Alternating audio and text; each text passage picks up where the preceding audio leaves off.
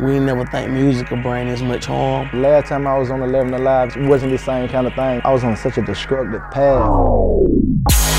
Everybody want to come to Atlanta, everybody moving here. We're kind of like feeding the hip-hop universe. Lawyers are important, not just when you go to jail. Atlanta is the music. We music right now.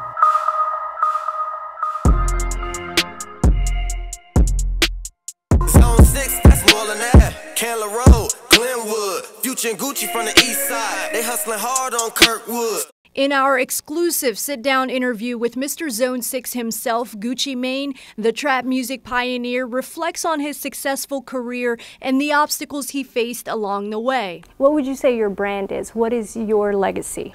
I say my legacy is just the story of the underdog, somebody who, was thrown so many hurdles and jumped them. Your career has been all over the news, whether it's your run-ins, your courtroom hearings, or your music. When you reflect on that, what are your thoughts on just how public your life has been? I was thinking about that when I came here, last time I was on 11 Alive, it wasn't for, it wasn't the same kind of thing, but, you gotta take the good with the bad, you know what I'm saying? Like, I'm just as proud of all the good things that I've done.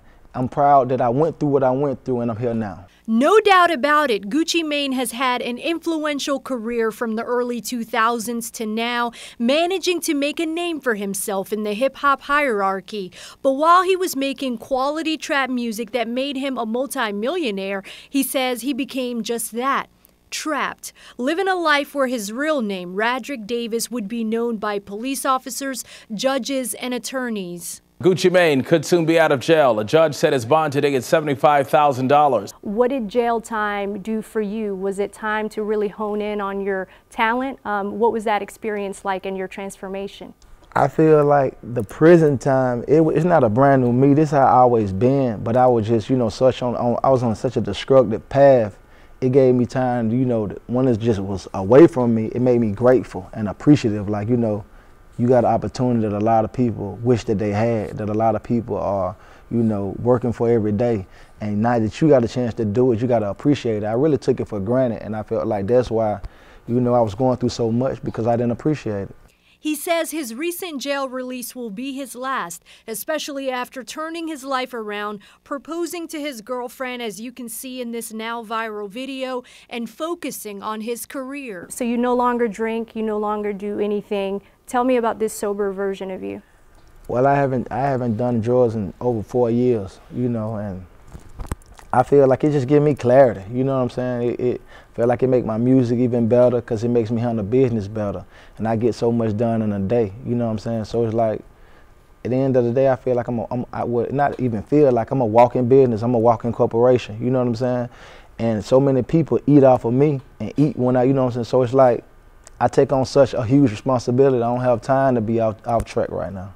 Gucci Mane says being one of the trap music pioneers is something to be proud of. He's featured in hundreds of mixtapes, more than 1,000 songs, dropping new music at a fast pace, a pace he's kept up for more than a decade. How does that feel? It all started with just another day in the East Atlanta 6, right? Just another day in the East Atlanta 6. Set my dunks on Julius Erving. That's where it all started.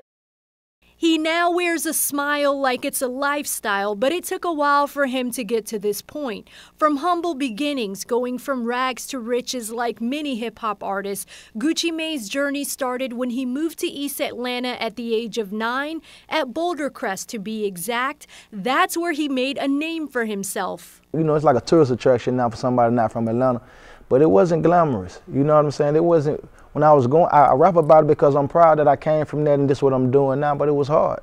It was hard, you know what I'm saying? Seeing, growing up, poor, eviction notices on the door, can't eat till you get a free lunch at school, all that stuff, every day feeling like you don't know if the light's gonna be on, it's just such, you feel so proud if you make it out of there and you just a multi-millionaire and you can help somebody else and tell somebody. It's like a testimony. Gucci Mane recently went on a national tour for the first time in his career.